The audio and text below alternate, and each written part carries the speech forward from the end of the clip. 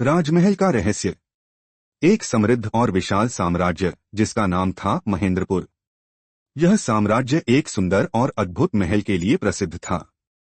महल के अंदर छुपे हुए थे कई रहस्यों और खजाने, लेकिन कोई नहीं जानता था कि महल के भीतर क्या छुपा हुआ है। कहानी की शुरुआत। बहुत समय पहले एक समृद्ध और विशाल साम्राज्य था जिसका नाम था महेंद्रपुर। यह साम्राज्य अपनी समृद्धि, महान संस्कृति और अद्भुत महल के लिए प्रसिद्ध था। महल के अंदर एक गहरा रहस्य छुपा हुआ था जिसे कोई भी नहीं जानता था। साम्राज्य के राजा राजेंद्र सिंह और रानी सुमित्रा के बारे में कहा जाता था कि उनके पास न केवल शक्ति थी, बल्कि वे एक दूसरे के प्रति गहरी सच्ची भाव रखते थे। राजा और रानी का जीवन खुशहाल था, लेकिन उनके महल में कुछ ऐसा था जो उन्हें बेचैन करता था। राजा के पास एक पुराना संदूक था जो किसी विशेष खजाने से जुड़ा हुआ था, लेकिन इस खजाने की असली शक्ति और रहस्य सिर्फ राजा और रानी ही जानते थे। यह खजाना किसी बाहरी संपत्ति से कहीं ज्यादा था। यह एक जादुई खजाना था जिसे खोलने के लिए एक विशेष कुंजी और एक रहस्यमय चमत्कारी शक्ति चाहिए थी। एक दिन राजा ने रानी सुमित्रा से कहा, सुमित्रा, इस खजाने के बारे में मुझे हमेशा डर लगा रहता है। मुझे लगता है कि यह खजाना हमारे साम्राज्य के लिए बहुत शक्ति और खतरों दोनों का स्रोत हो सकता है। हमें इसे ढूंढकर समझना होगा। रानी ने कहा, राजा, अगर यह खजाना हमारे साम्राज्य के लिए फायदेमंद हो सकता है तो हमें इसे ढूंढना चाहिए, लेकिन हमें बहुत सावधानी बरतनी होगी। इस खजाने के पीछे कोई रहस्य जरूर छुपा होगा। राजा और रानी ने महल के सबसे बुजुर्ग और ज्ञानी व्यक्ति महर्षि वशिष्ठ से मिलने का निर्णय लिया। महर्षि ने उन्हें बताया कि यह खजाना एक शापित आत्मा से जुड़ा हुआ था। जो भी खजाने को छूने की कोशिश करेगा उसे उस आत्मा का शाप झेलना होगा।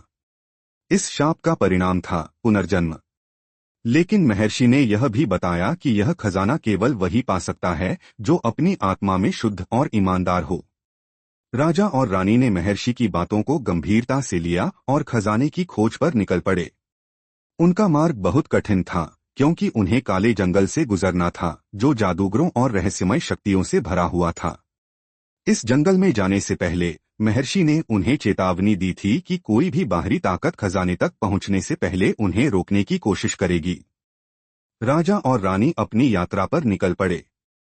रास्ते में उन्हें कई खतरनाक घटनाओं का सामना करना पड़ा।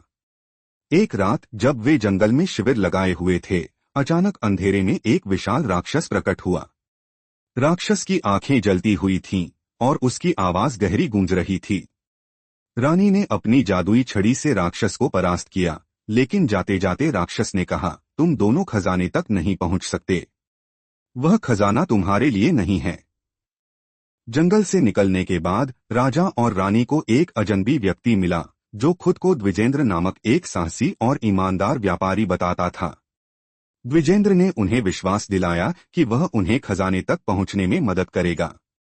राजा और रानी ने सोचा कि वह विश्वास करने योग्य है और उन्होंने उसे अपने साथ लिया। लेकिन द्विजेंद्र ने धोखा दिया। उसने उन्हें एक गहरे गड्ढे में फंसा दिया और खजाने की कुंजी छीन ली। द्विजेंद्र ने कहा, तुम दोनों को कभी भी खजाने तक नहीं पहुंचने दूंगा। यह खजाना सिर्फ मेरी महत्वाकांक्षा को पूरा करेगा। राजा और रानी ने मुश्किल से अपनी जान बचाई और गिरोह से छुटकारा पाया। अब उन्हें समझ में आ गया था कि इस खजाने का रास्ता केवल उनका नहीं, बल्कि हर व्यक्ति का दिल भी परखता था। राजा और रानी ने फिर से महर्षि वशिष्ठ के पास जाकर पूरी घटना सुनाई। महर्षि ने उन्हें बताया, तुमने सही किया कि तुमने द्विजेंद्र पर विश्वास नहीं किया। खजाना सिर्फ तुम्हारे साम्राज्य का नहीं, बल्कि तुम्हारी आत्मा का भी हिस्सा है। महर्षि ने उन्हें बताया कि खजाना एक शापित आत्मा से जुड़ा हुआ था और उसके शाप से बचने के लिए उन्हें एक विशेष युद्ध लड़ना होगा। यह युद्ध कोई साधारण युद्ध नहीं था, बल्कि यह आत्मा के साथ एक युद्ध था जिसमें उन्हें अपनी ईमानदारी और साहस का परीक्षण करना था। राजा और रानी ने अपनी पूरी शक्ति और साहस से उस आत्मा से युद्ध किया। यह युद्ध दिन रात चलता रहा, लेकिन अंत में रानी ने अपनी जादुई छड़ी और राजा ने अपनी तलवार से उस आत्मा को परास्त किया। जैसे ही आत्मा परास्त हुई, खजाना सामने आया। लेकिन यह खजाना सोने, चांदी या रत्नों से भरा नहीं था। खजाना था एक पुनर्जन्म की शक्ति जो किसी भी शापित आत्मा को मुक्त कर सकती थी। राजा और रानी ने उस आत्मा को मुक्त किया और उसे शांति दी। आत्मा ने अपनी शक्ति से राजा और रानी को आशीर्वाद दिया। उसने कहा, तुम दोनों ने मुझे शांति दी। तुम्हारा साम्राज्य अब कभी खत्म नहीं होगा और तुम्हारे जीवन में कोई कष्ट नहीं आएगा। राजा और रानी ने यह रहस्य समझा कि असली खजाना धैर्य, साहस और ईमानदारी में छुपा था। उन्होंने अपने साम्राज्य में शांति और समृद्धि लाने का संकल्प लिया। राजा और रानी ने अपने साम्राज्य को शांति और समृद्धि से भर दिया। उन्होंने खजाने का रहस्य और आत्मा के शाप को समाप्त कर दिया।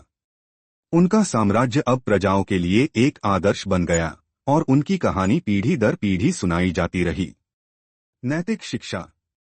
सच्चा खजाना बाहरी संपत्ति नहीं बल्कि हमारे भीतर की अच्छाई, साहस और ईमानदारी में छुपा होता है।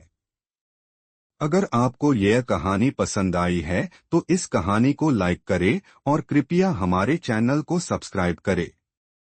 धन्यवाद।